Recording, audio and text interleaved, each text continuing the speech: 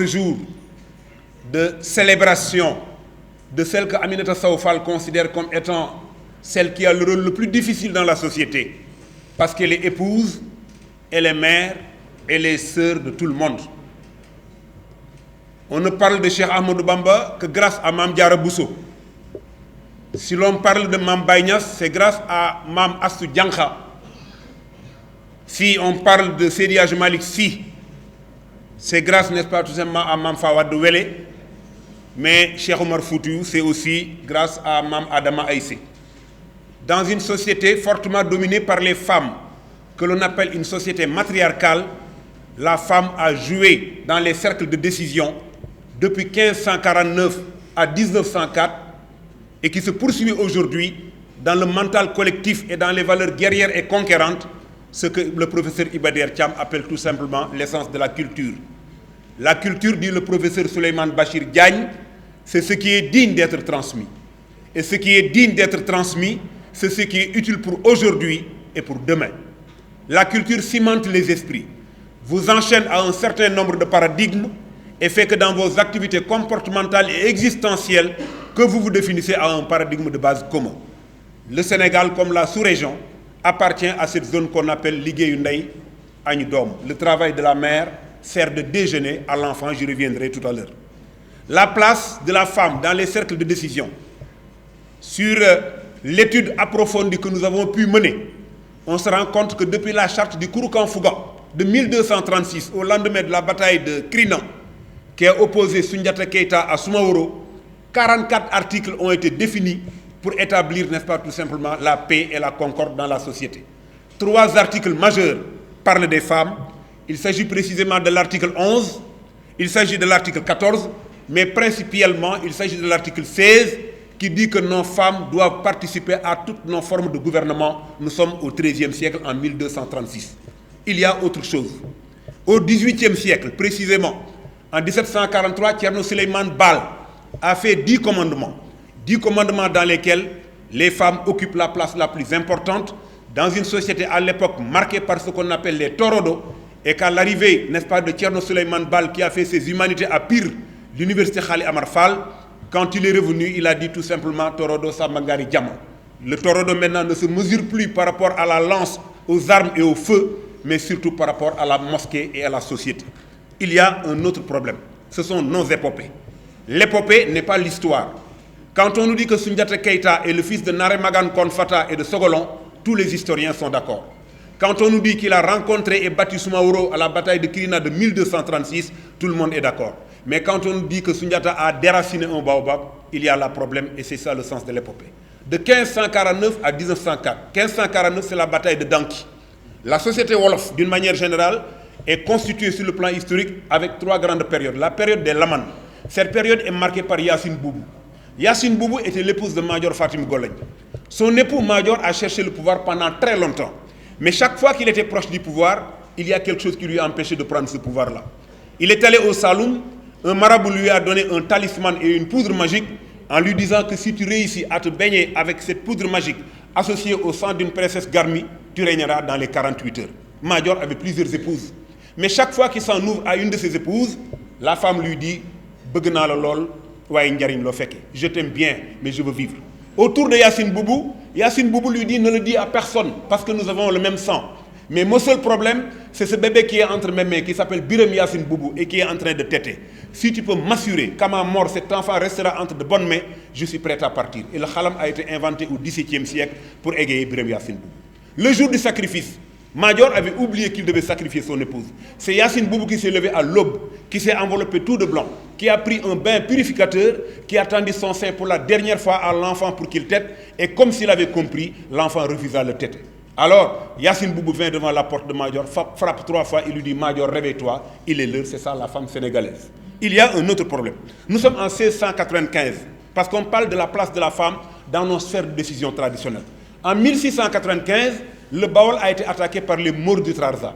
Le Damel Teigne s'appelait Latsouka Bengone Dieye, parce que tout le monde sait que dans l'épopée Wolof du Kadior, nous avons eu 33 Damel. Amari Ngone Sobel, Massamba Tako, Makhouridji Kouli, Brembanga Khouridji Kouli, Daoudemba Khouridji Kouli, Damel Madior, Khali Ndiaye Sall, Mokhroy Dioy Diouf, jusqu'à Sambalobe, nous avons 33 Damel qui se sont succédés pendant toute cette période. Le Baol est attaqué par les Maures du Trarza et les esclaves viennent dire au roi que désormais, nous serons tous esclaves parce que le Trarza est à nos portes. Le roi est malade au point qu'il était alité. Ses larmes coulaient.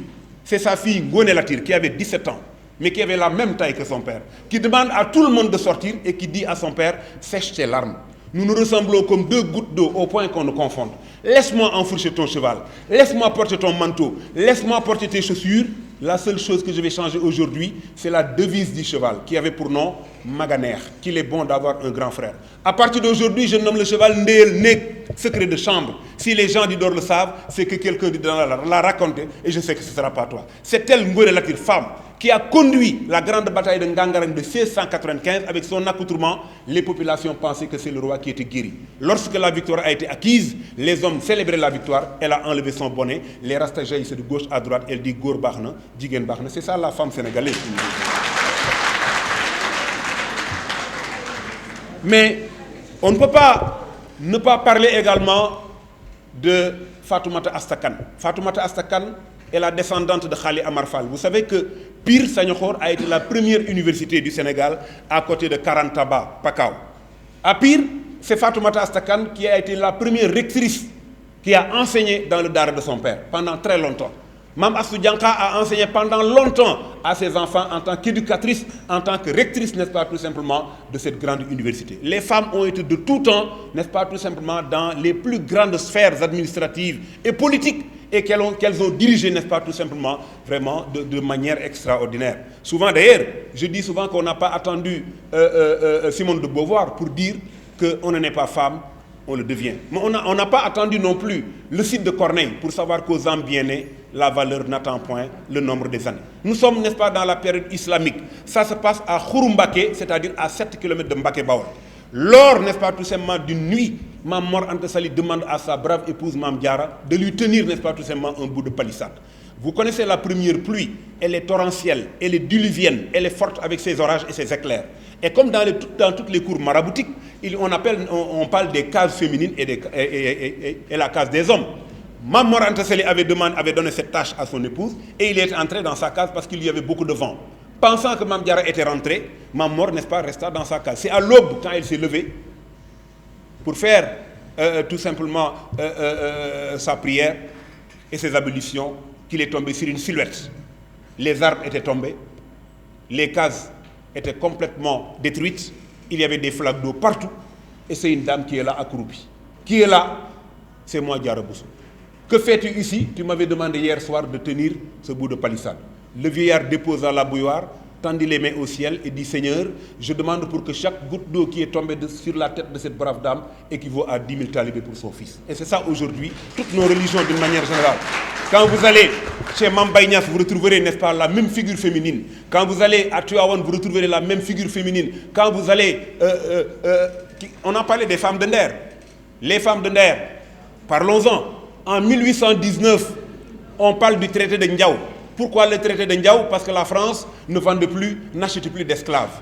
Ils ont dit que pour avoir la culture, n'est-ce pas, tout simplement de la canne à sucre, on doit aller, n'est-ce pas, dans des zones comme le Sénégal pour faire du rhum. Et c'est la raison pour laquelle, lors du traité de Ndiaou, avec, n'est-ce pas, tout simplement le gouverneur Schwitz et, n'est-ce pas, tout simplement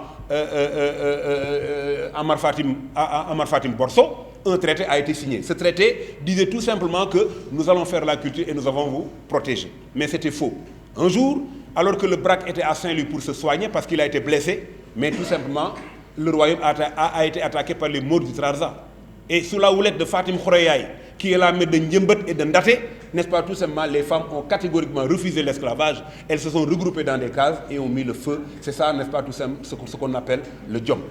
Ngor, fulle, fayda. Fulle, mooy nekk ci lu baax ci boo ko jéggi rek ñàkk fulla.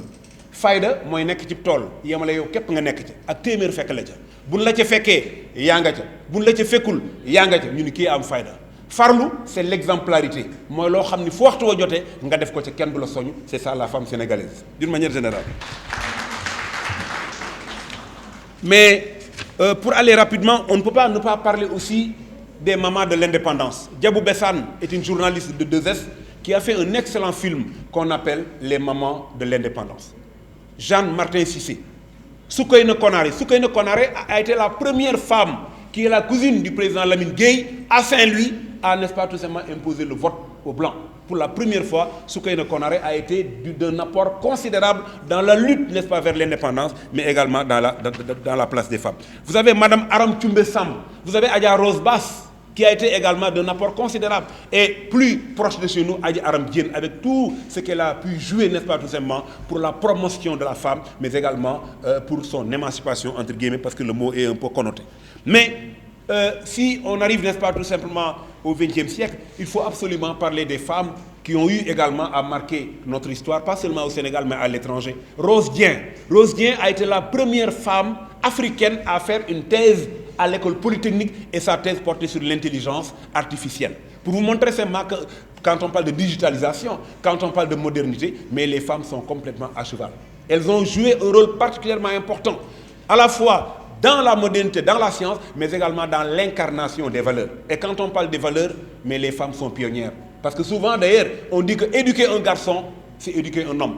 Mais éduquer une femme, c'est éduquer une nation. C'est la femme qui porte les valeurs. C'est la femme qui porte, n'est-ce pas, le djom, le ngor et tout. Je vous renvoie à une si longue lettre de Mariama Ba, précisément à l'appel, quand tout simplement Mariama Ba doit répondre à la lettre de Ramatoulaye. Aïssatou, j'ai reçu ton mot.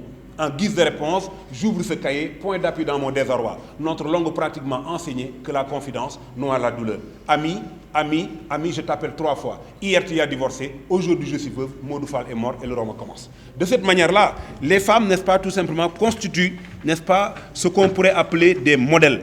Mais vous avez également Madame Aïcha Sow, qui est en train d'ailleurs de faire une thèse en virologie moléculaire. Mais les femmes sont à la pointe aujourd'hui. Des femmes sénégalaises. Je me souviens l'année dernière, on a été au lycée Louis-le-Grand, où on a rencontré une jeune Sénégalaise qui a fait X mine et qui est en train d'exceller, n'est-ce pas, tout simplement en Occident, extrêmement respectée.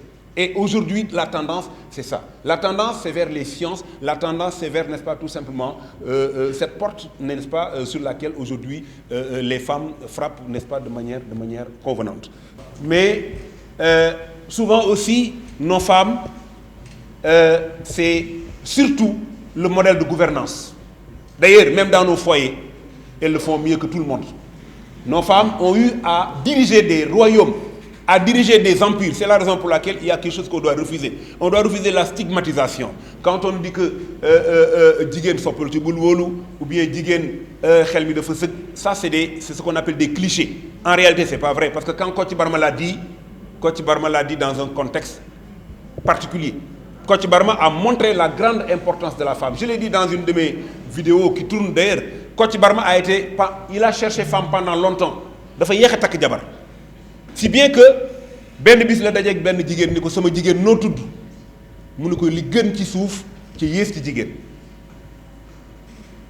Dakar souvent bu tawee 5 minutes ñu am inondation boo demee Kébémer wala Géoul wala Louga mën naa taw 4 heures de temps suuf si naan ko c'est un sol joor mu ne ko yow joor nga tudd lu yées ci jigéen foo xuloog sa borom kër jël sa ñaari grand boubou ak sa ñaari sër dugal ci sër dem fay mu ne ko joor naam fay mu ne ah kii nag intéressé na ma yow sama càmmiñ noo tudd mu ne ko turam fukki fan ak ñaar ci weer dëkkam suuf fukki fan ak ñaar la ñuy gàmmo rab yi dëkk ci suuf mooy jinax ak kaña mu ne ko ma gàmmu naam kan mu ne ko yow mii laa doon seet waaw nu may def ba ñëw seen kër mu ne ko da ngay romb soowum kaw jaar kër jinne jaar fi dëkk jeexee loo ci doole egg suñ kër soowum kaw mooy guy kër jinne mooy Dakar gi fi dëkk jeexee mooy armée li mu tourné jàkkaarloog moom ñu may ko alxeyri c'est ça la femme sénégalaise aussi.